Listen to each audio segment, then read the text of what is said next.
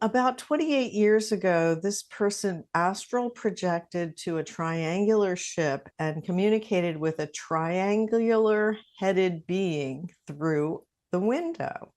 Was this Bashar's ship or something else? Something else. We will not go into details at this time. Okay.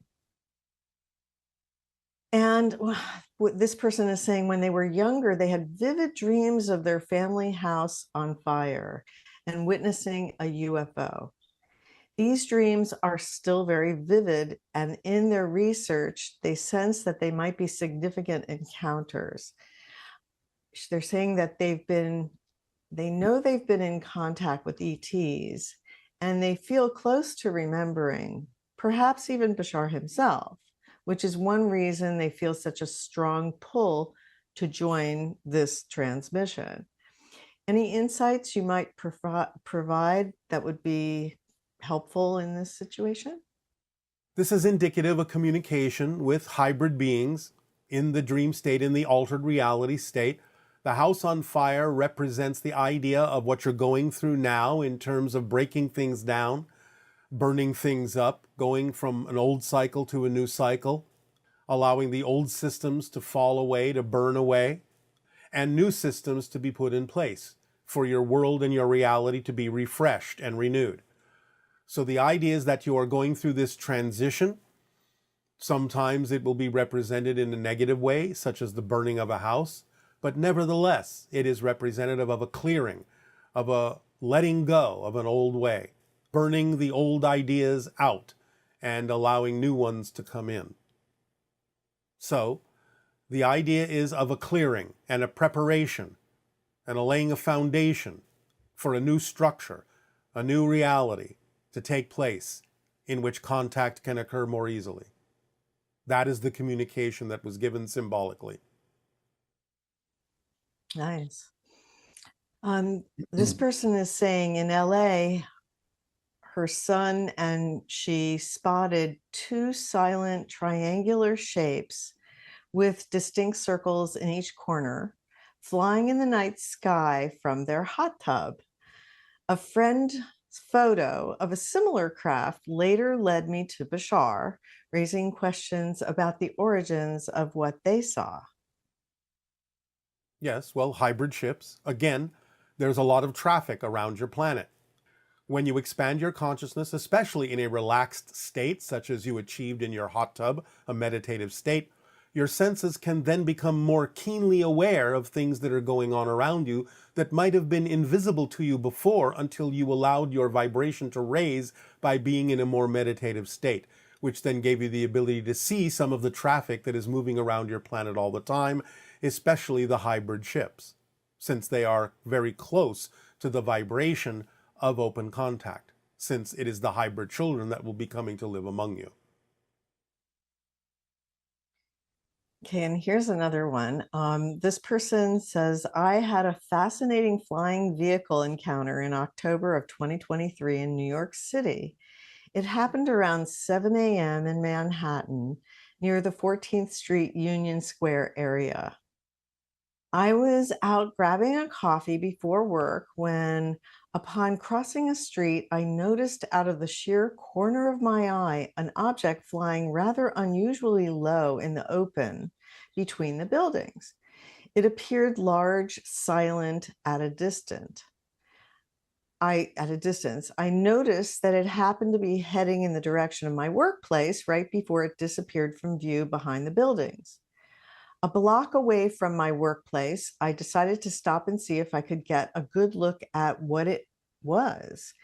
Well, lo and behold, I did, only this time it then hovered and stopped in the open space as if noticing me noticing it and stopping by to say hello. If what I perceived was in fact extraterrestrial, may you share with me who that pilot was that was piloting that ship and where they from and anything more you can tell me about that? It is a Yael craft. They did notice that you were noticing them.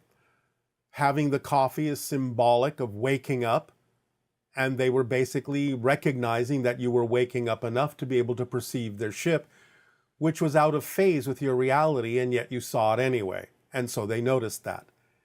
Their message, in a sense, was good morning. You are waking up. This person is saying, I'm a science fiction fantasy author, and I'm always wondered if the worlds and characters that run around in my head are as real as I am, or are they only real as this reality? I have a hard time defining the world as an illusion because to me, illusions are fake and fake is meaningless or a lie. Would it be safe to view the world as more malleable and less fixed than we humans currently view our experience of it? Yes. And again, you can have a different definition of the word illusion. It is not meant in the term to be fake. The idea is perhaps more auspiciously used as a projection of consciousness rather than illusion, if illusion doesn't work for you as a term. So a projection of consciousness can still create a virtual reality for you, and the meaning in it is what you put into it. The experience of it is real, and it gives you lessons, it gives you knowledge, it allows you to expand, it allows you to learn, it allows you to grow. So in that sense, the so-called quote-unquote illusion is useful as a tool, if you think of it that way, but perhaps it would be easier for you to use it in the term projection rather than illusion. The idea is that the imaginings are real in their own right to some degree in a variety of ways. It doesn't mean they have to be as concrete as you find your reality to be, but many of them may be, or they may be very close representations of a quote-unquote real solid physical reality. They may be slightly different than you imagine them to be, but they could be close. Nevertheless, everything is real in some context, even if it's only real as a story. It's still real in some way, shape, or form, even if it's not literally played out physically in some parallel version of reality. So maybe one of the ways to relate to this is the idea that since it's a projection of consciousness, it's more malleable Yes, and it has more plasticity than we were originally taught. yes, And similarly, whatever you experience is relevant to what you need to experience. So it, in a way, it doesn't matter if it's quote unquote real or not. Like, yes, for example, they found that if a person observes another person being hurt in a way that is designed to make the person think it's happening to them, their subconscious cannot distinguish between what is really happening to them and what they are just simply observing. yes, but you are choosing a very complex psychological example that is beyond what this person was intending. The idea is to look at it more from the science fiction point of view. For example, in your Star Trek, you have the character known as Mr. Spock. As we have discovered, we have never found yet the idea that beings that look exactly like them, what you call the Vulcans, physically exist, but the representation of Mr. Spock is that he is a hybrid. Hybrids exist. The idea of what you call the non-interference directive, the prime directive in Star Trek, where certain civilizations that have not evolved to a certain point are allowed to evolve to that point before they are contacted, that is an actual thing that exists in many civilizations, including ours. So the idea is that there can be a mix of things that do have concrete reality to them, physically speaking. There can be some things that are real in the sense that they are symbolic representations of other concrete realities, though the representation itself may not be literal. And there are some things that are simply literal as stories. And that doesn't make them any less real because they are real stories. But they're not necessarily concretely, literally real in the physical sense that you understand physical reality experiences to be. But anything you can imagine in some context is real, because you cannot imagine non-existence. You just have to be able to discern the context of the thing that you're talking about to know the difference between something that exists as an actual concrete physical reality and something that exists as an idea that's still real as an idea, but is not necessarily concretely literal. Although I have to add the caveat that in spirit, anything you imagine can be created, literally exactly experienced as if it is physically concretely real. So you can, in spirit, conjure up Mr. Spock, literally. And a being can take that form for you and represent it for you, and you can interact with it as if you are interacting with a literal being that is known as Mr. Spock. But that's taking place in an extremely malleable reality such as spirit, where anything you can imagine can be manifest out of spirit material, so to speak. But it is not literally physically concrete in the way that you're experiencing physical reality now. But it will be as real as you imagine it to be, and will be the product of another kind of level of consciousness interacting with you. And in that context, just as real as anything, because the interaction and the experience will be real. It's fascinating. Yes. And this person is saying they would like clarification on these two seemingly opposing ideas. One is that everything is a reflection of ourselves. And two, I hear you say sometimes to not take people's reflections personally because it has nothing to do with you. And it's just a part of their own journey. Can you clarify that? Yes. Remember that you are experiencing your version of other beings. It doesn't mean they're not real. It's just that you're creating your simulational representational image of them and interacting with that. So what you are interacting with is your creation, but that doesn't mean you've created the actual being, the actual consciousness. The consciousness is real, and you're interacting with a real consciousness, but you're interacting through the filter that you're capable of manifesting that is the best representation of them that you manifest out of your own consciousness, out of your own energy, as an interface, so to speak. The idea of the second part of the question, read that again. The idea that if someone the second person says something like your socks are orange and you know your socks are not orange. Yes. So you don't take it personally because you know it has nothing to do with you and it's part of their journey. All right, well, this is about discernment, because the idea is that you can always listen to what someone has to say and decide for yourself whether or not their advice is something that you do need to apply. And that's why they have been attracted into your reality, because there is a lesson there for you. There is information there that would benefit you if you applied it in your life. But you also get to discern whether or not that's true. And therefore you can, if you are honest within your own self-investigation, know the difference between whether or not somebody that's been attracted into your life and says certain things to you is actually having information that would benefit you, or whether you simply have attracted them to be of benefit to them in some way, shape, or form, by understanding that what they're saying to you is not your issue, but theirs, that you could perhaps help them with by giving them another alternative way to look at what it is they are going through. So they're still in your life because you attracted them, but you may have attracted them to be of assistance to them in changing the way they're looking at things, rather than them having information that would benefit you. But you have to give yourself the opportunity to decide which it is. You have to have honest self-recognition and self-awareness and self-discernment as to whether the information is for you or for them, or maybe both.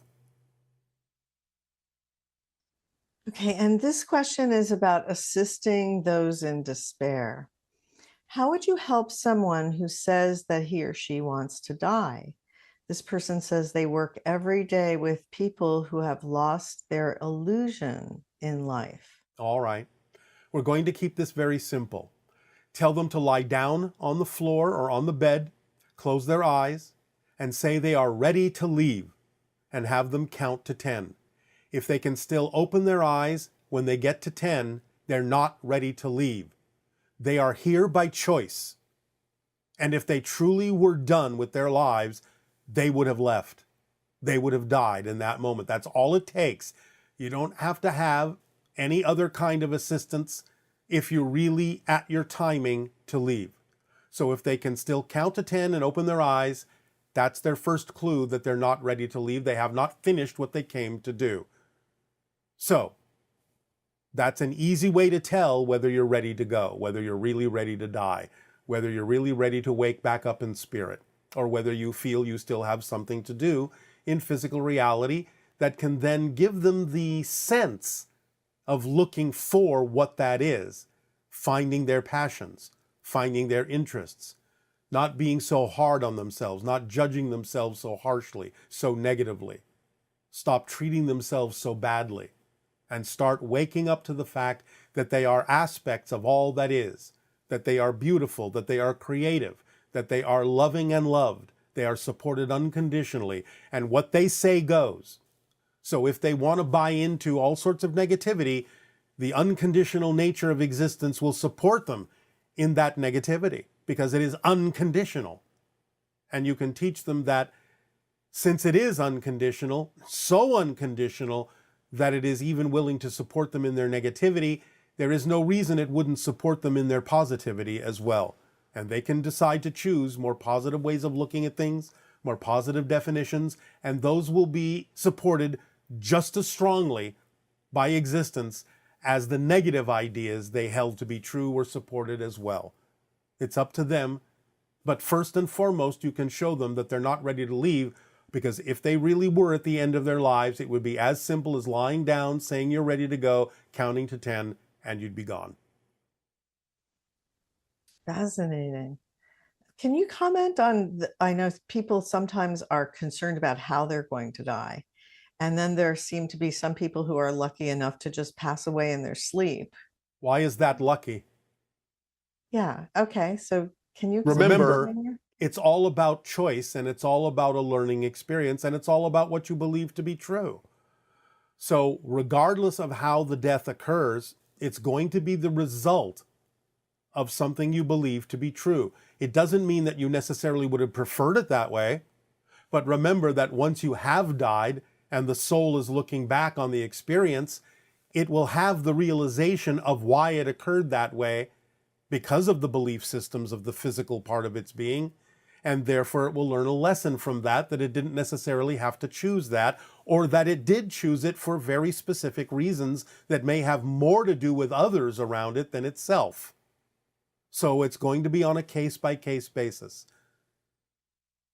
So does that also mean that people who are like reaching the age where death could potentially happen and they decide they want to program themselves that whenever their timing is, that it would be in a certain way that wouldn't be painful or something like Possibly. that? Possibly. Again, it depends on how deep they dig into their belief system, how they're willing to learn the lessons they chose to learn, the challenges they chose to face in this life in a different way. They have the option of doing it that way, but that implies that they've learned something about their ability to create their reality. And that may be the whole point. Okay. And so people who have a lot of fear of death, there seems to be two parts to it. One of them is the idea that actually, this is coming from the near-death experiences. People have this wide variety of experiences, but it's all really based on their belief systems, right? At first, yes. But again, initially, when the belief system manifests when they are non-physical, they still get the opportunity to decide whether or not they prefer to continue to experience that or change it. And again, in non-physical reality, if they decide to change it, the change will happen instantly with no time lag. So they will learn immediately that it was the product of their belief system as to what they experienced upon the moment of their death.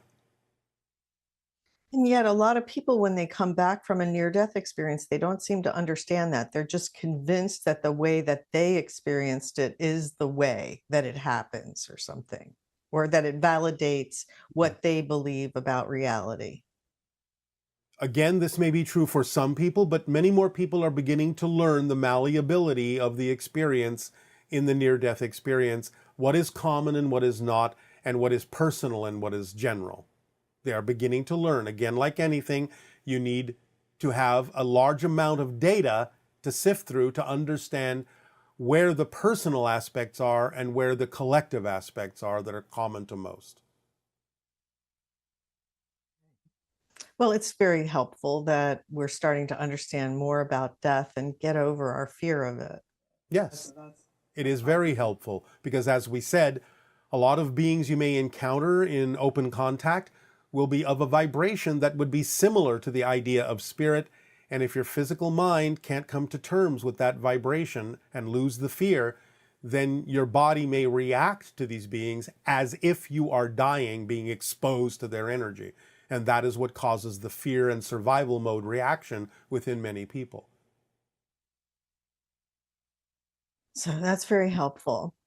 Yes. Um, Now, this person is talking about having an obsession with money. And they say that sometimes they get obsessed with the idea of money and focusing on getting more. This preoccupation creates confusion about their true passion, All which right, is why stop.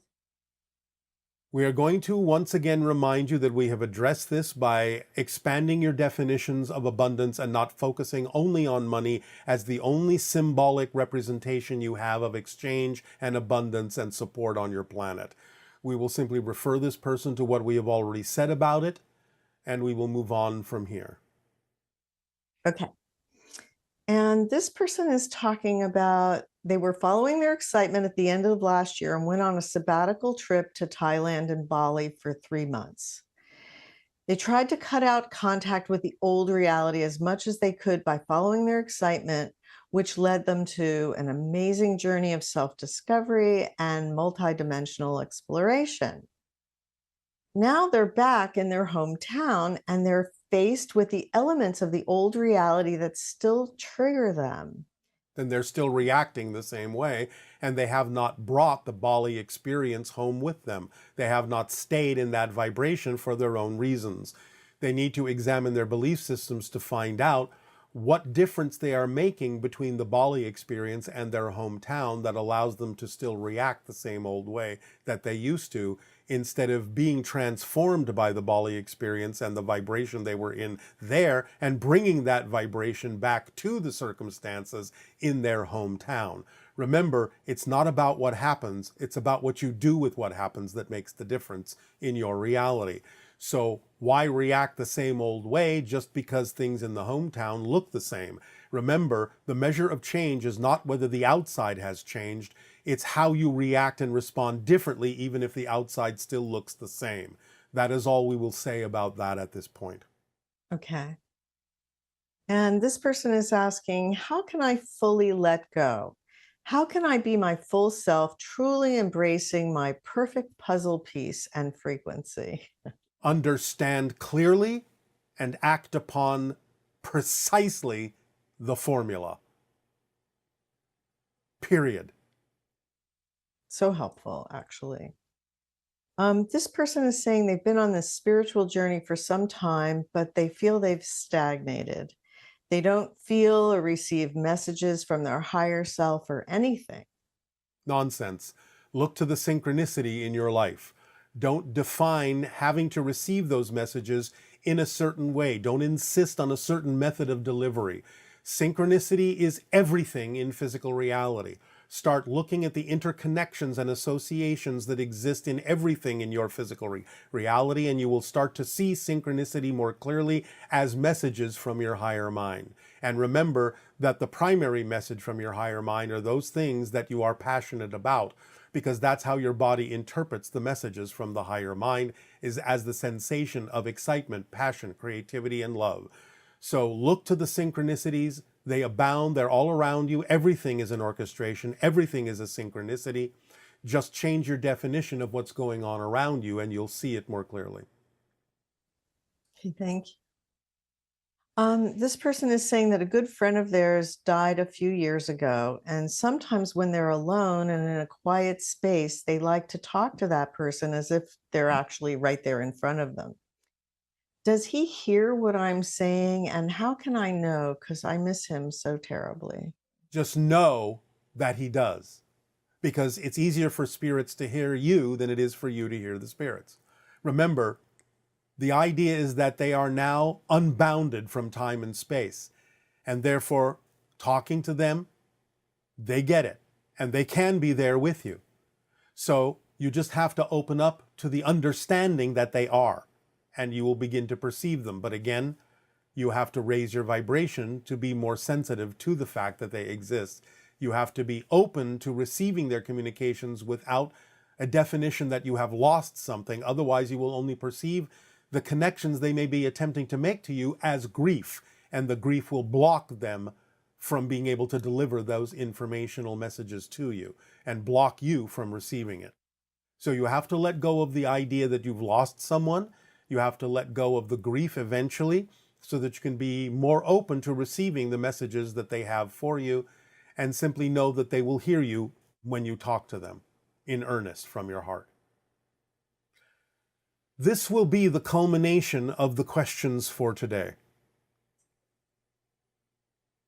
Okay, that sounds great. Well, thank you so much. And We will now remind all of you about the upcoming transmission for the Interstellar Alliance Social Experiment, Step 1, that will be delivered next time. For we now have given you the ability to prepare for things that will be suggested, that are actions you can take, that are behaviors you can change individually and in society. Again, we remind you, you do not have to do the things we will suggest in this social experiment, but that if you do, your vibration will become more compatibly aligned with the vibration of the Interstellar Alliance and open contact. So it is up to you to decide what you prefer. So, next time we will deliver step 1 of the Interstellar Alliance social experiment in this countdown to contact year 1. Be prepared if you are going to participate. Be open, be willing, be creative, imaginative, be loving to yourselves and all. Be connected, be aware, be awake. Our unconditional love to you all, and good day. Good afternoon, Bashar. Thank you for answering my question. In relation to the idea of the frame rate of reality shifting billions of times per second, but then also the idea of infinite versions of reality, does that mean each individual one of those billion frames per second, there is an infinite amount of those individual frames, such as for me, let's say that this here is a frame, but at the same time there is an infinite number of frames of my own version of the Earth reality. Obviously, like there will be 8 billion people experiencing their individual frame, but then there's also the frames of perception from like the trees and the plants, the fishes, the animals, etc. Or is it more so that from my perspective there is the infinite frames, but then from other people they don't exist within my frame until I observe them? Thank you for answering my question. Good day. Yes, to a degree, but understand that even though there are infinite frames in all the directions that you mentioned, not all of them are relevant for your particular timeline experience. So while they all exist, you only experience a finite number of them in any given lifetime or timeline. And you only experience those who have frames that, as you say, you are willing to observe, willing to interact with.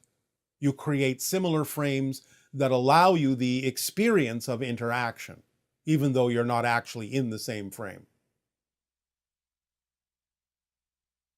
All right, good day, good day. Good day, my friend. So exciting to see you again. All my love.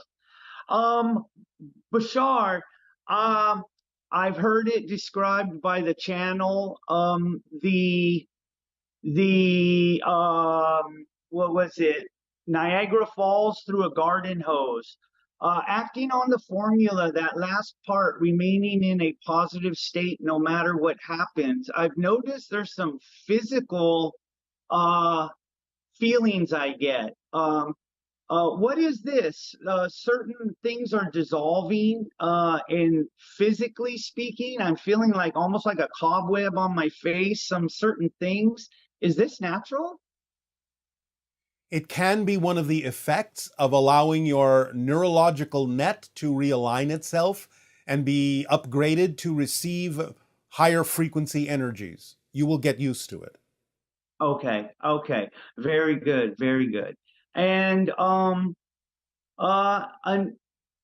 gee, I think that's pretty much about it. With that, thank you very much. All my love, and all my love to everyone else. Our unconditional love to you as well. Aveo. Aveo.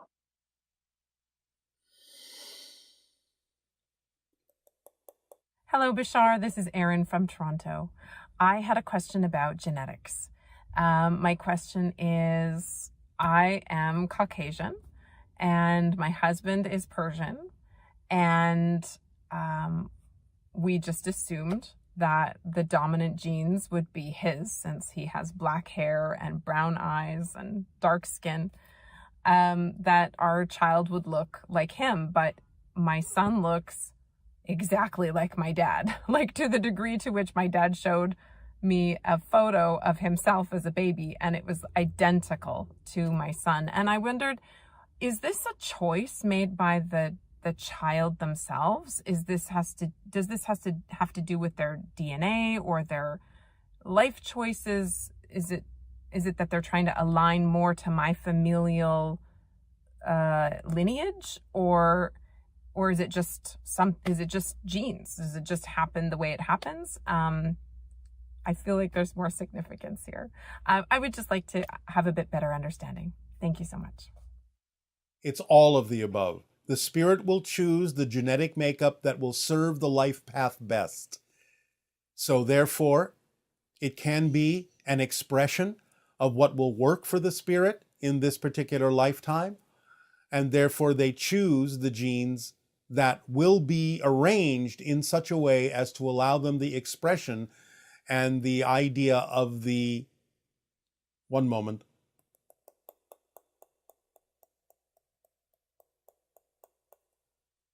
strongest connection to the future hybrids possible. Good day. Hi, Bashar. I'm very grateful for this interaction. All right, please speak up. Yes. I've always felt very disconnected and overwhelmed, in this world since I was very young. And I started for a very young age, questioning, look for the sense of existence. Like many others here, I have a long story of pain, suffering, search, learning, and healing to try to connect with God or enlightenment, if we can say this word. So 13 years ago, I found you. And I've been following the formula, practice it along with other remission sleeps. And a couple of years ago, I finally found some clarity, peace, healing, purpose, my mission, when I then decided to go back to South America and work in communities, and I took then one of my sons. And 6 months later, he passed away unexpectedly. So I felt lost, disconnected, like I went backwards again. So my question is related to, at the moment, I don't need anything. I don't want to manifest anything. My question is actually, how can we end the suffering of our minds and be one with God? By understanding that you have lost nothing but gained everything. These things happen by agreements. The timing of your son's passing is something that can actually aid and assist you in stretching your mind towards spirit by reaching out to him, by connecting to him more strongly, and not feeling it as a loss, but feeling it as an expansion. For you exist in spirit alongside him as well, eternally. So if you begin to rearrange your point of view and understand that you are there with him, and that he is always with you, then you can expand your understanding, not feel it as a sense of loss, and move forward with purpose. So do you, well, your opinion, is grief a form of attachment? It is to some degree an attachment to the idea that you have lost something, that something is missing from your life. Now, we understand that a brief amount of it can be healthy for you to let go of that idea, but the longer you hold on to grief, it actually prevents the spirit from reaching out and communicating with you. Because the idea is that when they attempt to do so, it will remind you of them, and as long as you remember them through the idea of loss, you will always feel the connection as more grief, rather than opening up to the idea that it is a communication coming from them. And is anything we could say to help me in this process? I have just given you the understanding. Listen once again. You have to understand that anytime you feel grief, it may be representative of an attempt by your son's spirit to communicate to you. But as long as you look at the idea of his death as a loss, you will experience the communication as grief, instead of opening up to the idea that he is attempting to help you by stretching your consciousness and retraining your consciousness to focus on him in spirit. Okay, thank you. If I haven't made another question, in relation to the Ascended Masters, how can they help us as an individual or collectively? Should we follow their guidance, or can we connect it spiritually with them? All ascended masters can be connected to. Anytime that you feel a connection to them, think of them, you are connecting to their frequency. But all ascended masters are basically telling you the same message. It is not about following them.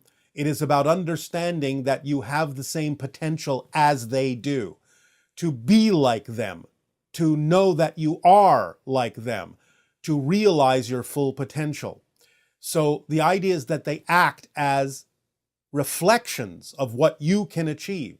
They act as reminders of the power that you have within you. So if you take it to heart and understand that they're simply showing you what you can also be, then again, you can move forward with purpose and passion. If I may, another question. So is it true that people are really channeling them as well? Sometimes you have to have the discernment to tell the difference when it may be a true channeling or when it may simply be an aspect of the channel's own consciousness, which sometimes can still be positive.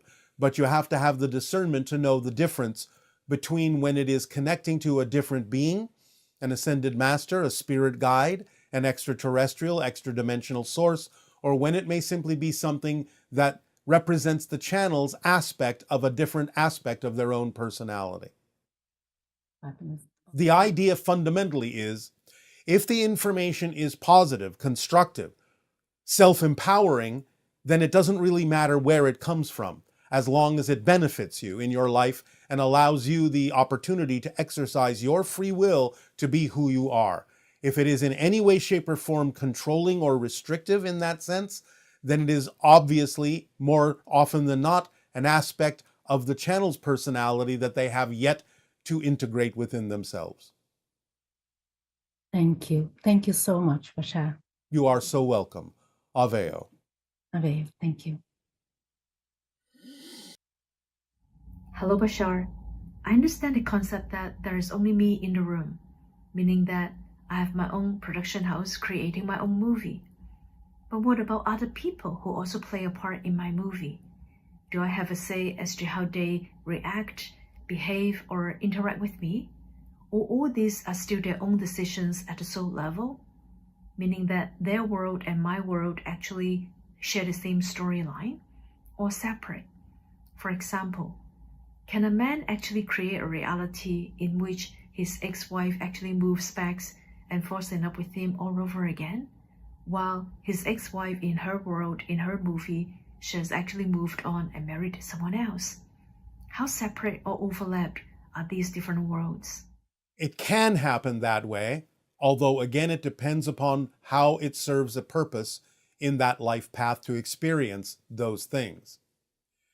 The idea is that you make agreements with others, agree to different kinds of storylines, as you say, but you still experience your version of those stories in your reality.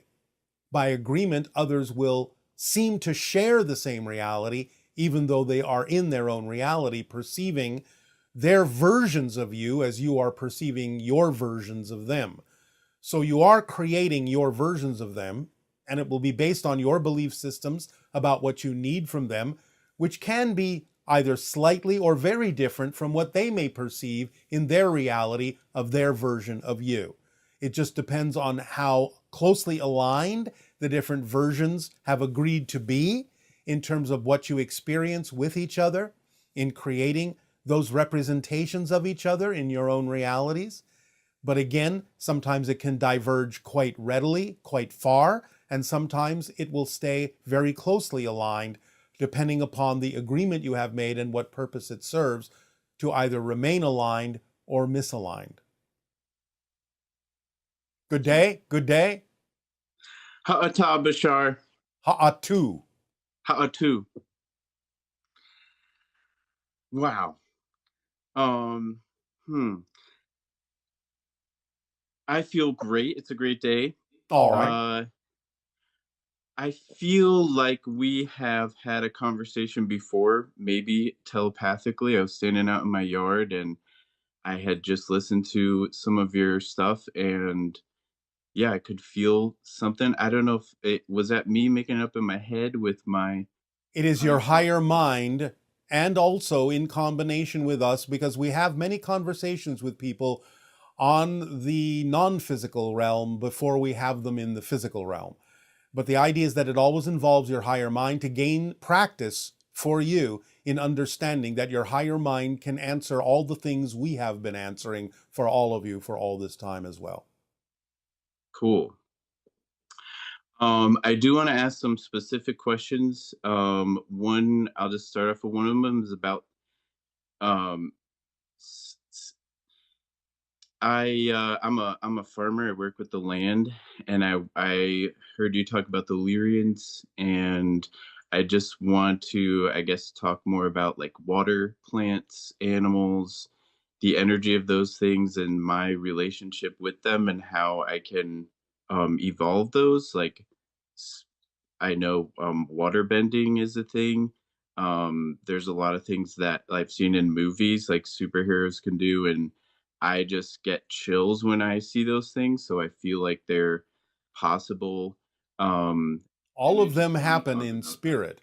All of them can happen in spirit. Some of them can be brought into the physical realm if you allow yourself to see the physical realm as an extension of spirit more strongly.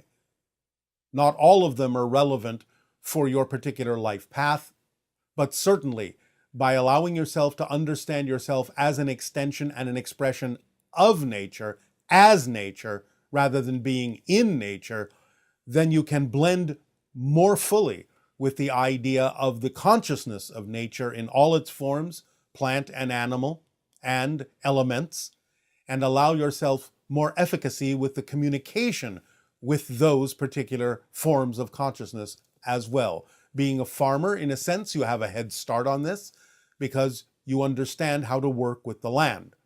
Allowing yourself to understand everything that's physical as being an extension and an expression of spirit can also help you accelerate your ability to receive and send communications to all the elements we have mentioned. cool. And does that include the Sasquatch or other All things in physical? nature. All things in nature.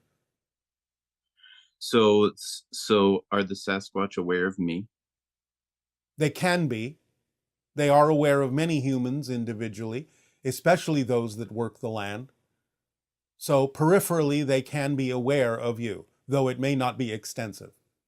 Hmm. What is a way to sort of invite them, I guess, or Go into the forests where it has been said they inhabit, where it has been said they visit, and allow yourself to begin the cryptic meditations that Willa has delivered to all of you in the past. Sitting with your back to a tree, near a source of water, listening to the water, and extending your mind deep underground into the root system and the mycelial network of the tree, and beginning to blend with the communication between the trees in that way can also connect you to many forms of nature, including the elementals and including the idea of Sasquatch. Begin those kinds of meditations on the cryptic journey, and it can improve your ability to perceive and receive communication from many different kinds of beings that exist that many people on your planet don't even know about. Cool. And teleportation, is that possible with my physical body, or do I need some sort of ship? No, you do That not sort need of. a ship. You have to understand that you're already teleporting all the time. That's how you move. You jump from moment to moment. You teleport from moment to moment. It's just that you do it so smoothly and so quickly, you don't even know you're doing it. So getting a deeper understanding of the fact that you're already doing it, because every moment you shift to a different reality, literally a different universe, you are teleporting constantly. Even to have the experience of a movement like this requires teleportation through billions of different parallel universes. So if you understand more deeply that you're already teleporting, you can increase your vibration to be able to perceive the rate at which you are already teleporting to create the sensation of movement, which is an illusion. And therefore, by increasing your frequency, you can match the frequency more readily of how you are shifting from reality to reality and perceive that you are always teleporting. And in doing that, you can learn to teleport in different ways that are more perceivable by those around you. But again, it depends on whether this is relevant for your life path. Cool. And I've heard you say before that when the earth changes, it's not the earth changing, it's me shifting into different versions of earth. As I just explained again, Yeah. So what is my desire to to regenerate the earth, to regenerate the land, if it's me shifting into something different? the desire is to be a living example of the state of being and the actions that go along with that state of being that allow others to see in you how they can also choose to shift to versions of Earth that are more reflective of what they prefer. Cool. And one of my last questions here, I want to get a little bit more specific about my personal myself. Um, I know that I also listen to Abraham Hicks, so I know that in my vortex, there's this all around me is this pure, massive well-being, and I know that there are some thoughts that may be foreign beliefs that resist me allowing who I am to flow, and those thoughts are what I want to get at so that I can, I guess, All right. identify them. Well, the easiest way to do that is ask yourself how it serves you to hold on to them, because you don't hold on to anything that you don't believe serves you. So you have to look for the structure and the nature of what the belief is telling you and realize that you may have a belief that is causing you to be afraid to move forward because the belief is telling you that if you do let go, something worse will happen. So you have to find out what that belief is saying to you to see that it's nonsensical and not a fact. It's just a story. And is that something that you're able to see in me? Or how do you I can see? only tell you how to allow yourself to discover it. Because again, this goes to the motivational mechanism. Listen carefully. You hold on to anything you believe serves you, even if it's a negative thing, because you believe the alternative would be worse. So you'll hold on to even something negative if you believe it's the safer alternative. So you have to find out what you're afraid might happen if you move forward in the direction you say you prefer, but find that you're not moving forward in that direction. It can only be because you have a belief that says moving forward in that direction would be worse than staying put, no matter how negative staying put actually would be. So you have to discover within yourself what you're afraid of might happen if you move forward. Okay. And one, I live in Hawaii. Is there Yes. anything here, maybe around my location, that What island are you on? say that again? What island are you on? Maui. All right.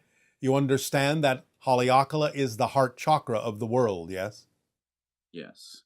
The heart vortex. Allowing yourself to meditate in the understanding will open up your heart and open up communication to many different forms of elemental being. Cool. Does that serve you? Yes. Um, what about my last question is about you. Um, Yes. do you have human friends? Do you ever hang out on Earth? I have not Do you set want to be foot friends? upon your planet at this time. My ship is in your atmosphere, but I have not set foot upon your planet at this time. We consider all humans potentially to be our friends if they are willing to be so. Well, I am, and it'd be cool to hang out. Um, There may come a time when that is possible physically. For now, it is not yet the time. okay. And my last question that comes up is about dragons. Dragons are a projection of a certain interdimensional form of consciousness that is interpreted in your reality as the form of a dragon. That's not how they look in their own reality, but it is an expression of ancient wisdom and great power that takes that form because that's the form that your physical reality best interprets those interdimensional forms of consciousness. Cool. Okay. So the Thank Mo'o. You said that was your last question. Yes. Thank Then you. we thank you for your interaction, our unconditional love to you. Aveo. Um, is there only one non-physical source we call spirit or God, or is there really many parts that make this an idea of one whole? I'd like to know if there is a God and what I have been chasing my whole life on earth. You are separating the idea into this or that instead of this and that. There is one and there is all, and the one and the all are the same thing in different forms. There is one that becomes the all, that is the all, that experiences itself as the all, and there are the many things that together make up the one, but are each individually their own version, their own perspective of the one. Everything is made of God. There is nothing else to make anything from, and therefore God is everything. When people on your planet talk about the idea and the notion of God being omnipresent, you have to understand that it's not possible to be everywhere unless you're actually literally everything. Therefore, it is everything. It is every atom, every subatomic particle, every object, every molecule, everything. The space even in between the things that you think of as empty space, that is even made of God. There is nowhere where God, all that is, isn't. It is everything, it is everyone, it is everywhere, it is every when. All the things make it up, and it makes up all the things. After one becomes enlightened, is there any steps along one's path of spiritual development, or is this awakening the last step? Enlightenment never ends. There are always different levels to awareness and enlightenment and experiences of all that is. Even if someone imagines that they reach the so-called quote-unquote highest level of becoming one with all that is, becoming one with Source, there are still many versions of what it means to experience becoming one with Source. So even becoming one with Source is not the ending of enlightenment or awareness. It is infinite, goes on forever, never ends, there's always something else. Okay, and can you please give examples of the idea of the illusion of power versus the power of the illusion? I would like to understand this concept better. Many people on your planet fall under the illusion of power in the sense of thinking that their physical minds need to control things. They think of themselves as powerful when they find themselves able to manipulate certain events into a certain order that allows them to feel satisfied with what it is they insist on seeking. But the idea is to understand that physical reality is a projection of consciousness. In that context, an illusion. Doesn't mean it's not valid. It doesn't mean the experience is not real. But understanding that you are already creating your reality based on your belief systems, based on what you define as true for you, is being able to utilize the power of the illusion to your benefit by going with the flow, by not being in resistance, by not attempting to force things into shape, but by understanding how to allow them to automatically fall into place using your own natural current, your own natural control built into you, rather than attempting to artificially control things through the physical mind, which it's not designed to do. It is only designed to give you an experience of physical reality, not to control it. The idea is that the control is already built in to the choices that you made to experience, the challenges that you chose to experience in this lifetime to grow as a soul. So allowing the idea of the agreements you made to simply unfold in perfect timing and to respond to them in a positive way, acting on your passion, following the formula, going with the flow, not resisting the natural current that you are, is the way to use the power of the illusion that's already built into it, instead of falling under the illusion that you are powerful by exercising your physical mind to control everything, which is exactly the opposite of being in control.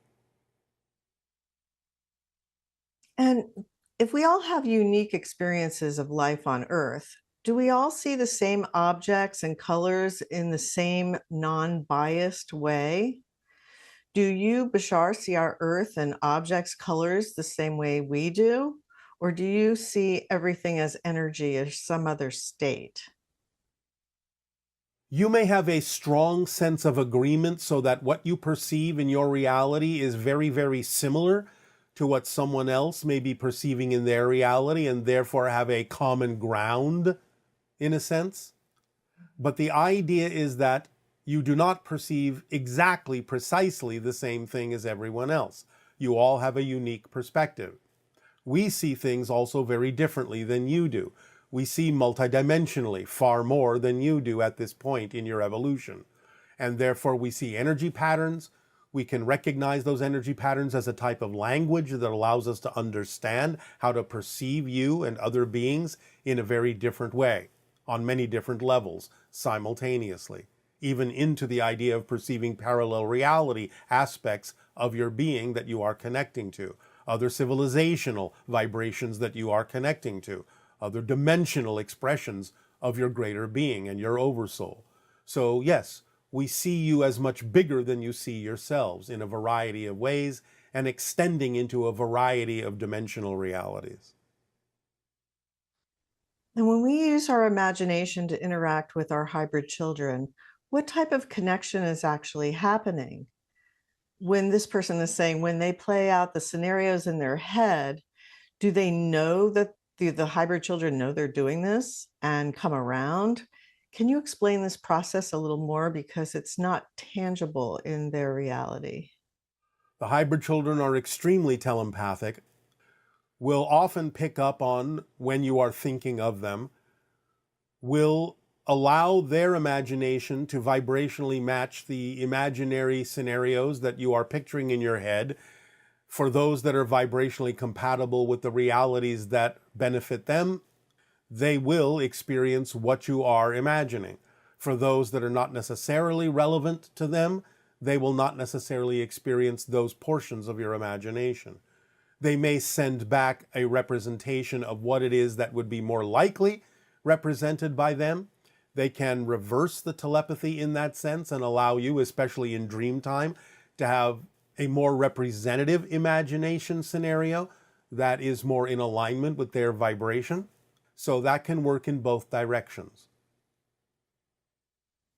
And you stated in a session that new children on Earth are coming through upgraded in a way that they will be able to remember the connection much faster. Yes. Please tell me the age range of these particular upgraded children. Generally speaking, most of them are in their 20s at this point, although new ones are being born all the time, and therefore there's a large age range below 20 years of age. It doesn't mean that anyone over 20 isn't also hybridized in the new way, part of a new species. But the overall average age is somewhere in the 20s of those that have been hybridized to the point where they are a relatively new species.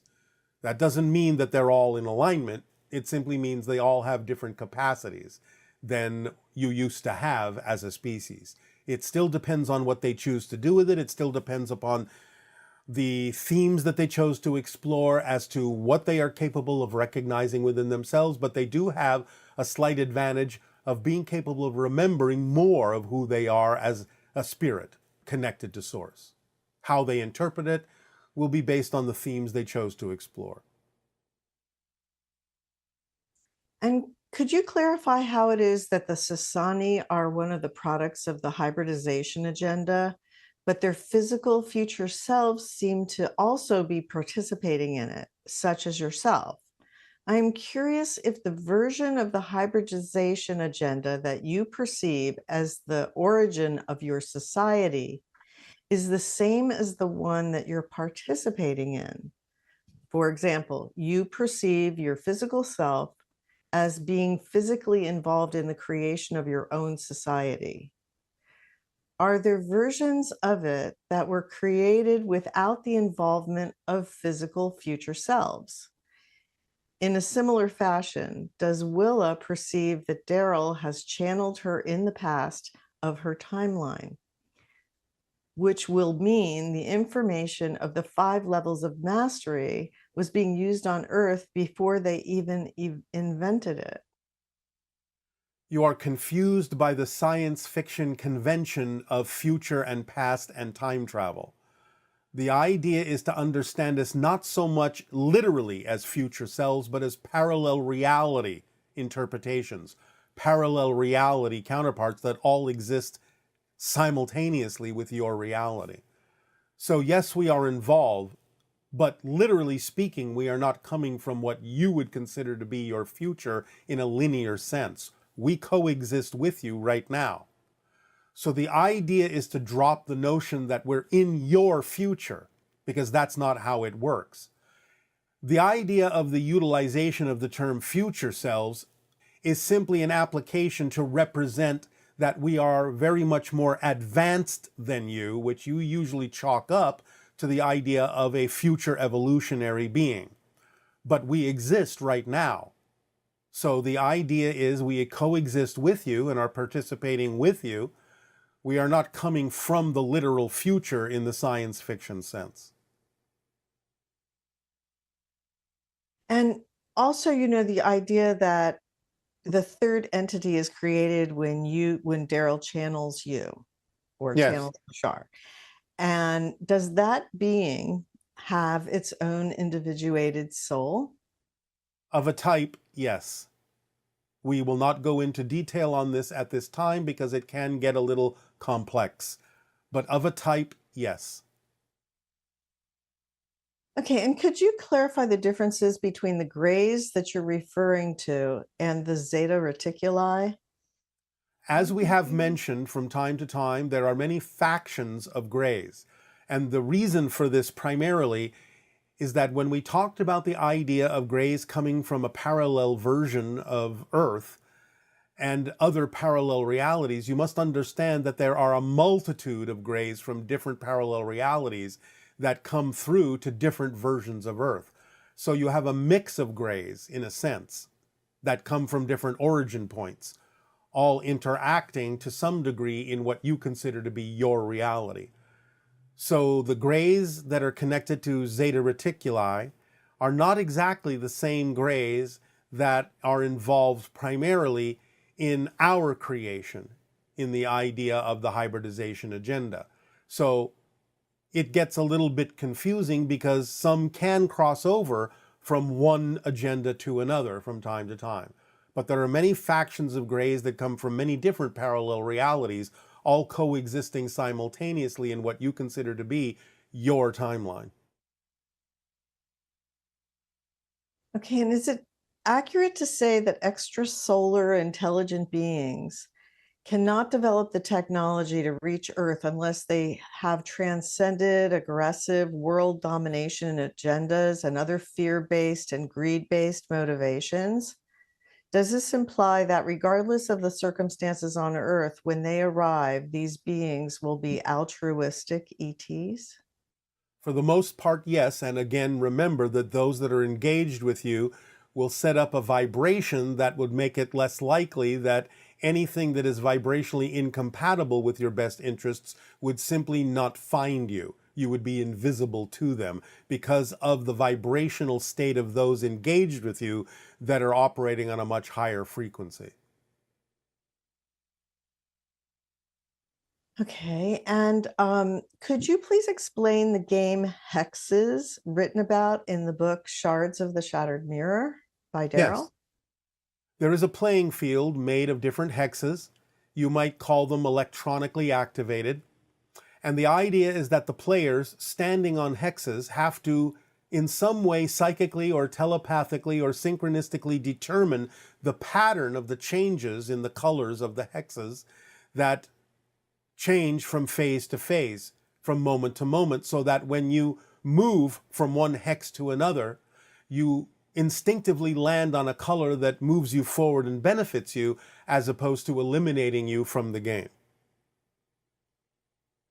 So, for example, if you move from one hex to another while all the hexes are shifting and changing in color, when the hexes stop changing, stop shifting, and solidify into a particular color that was different than what they were before, or similar to what they were before, whatever color it is that you have now stood on, whatever color happens to be in the hex you have decided to go to, determines your status in the game.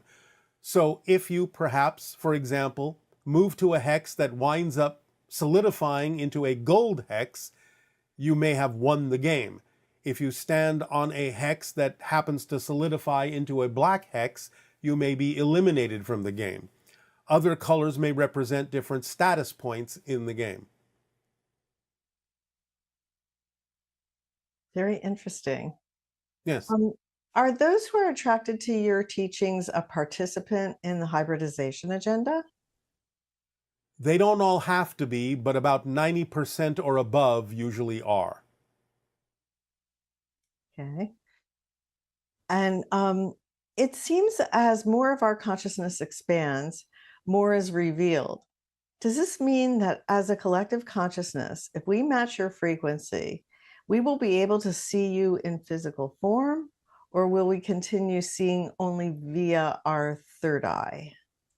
You will ultimately see us in physical form if your vibrational rate comes closer to matching our frequency. In some sense, that is really what contact is all about. Because as we have said, those operating on a higher frequency have the qualities of spirit. And when exposed to those frequencies, your physical body may react to them as if you are dying. And that is where the fear comes from. But the idea is that as you raise your frequency and create less differentiation between physical and non-physical reality, you become more vibrationally compatible with our natural state and can allow your senses to begin to perceive us more solidly, more corporeally, more physically. And this person asks, saying that they 2 days ago meditated and asked to travel with a UFO, and then read in the media the day after that a UFO was observed in the same area of Norway. Yes. Is there any link? Yes. That was the UFO that that person visited. Whether they remember fully or not is not the point.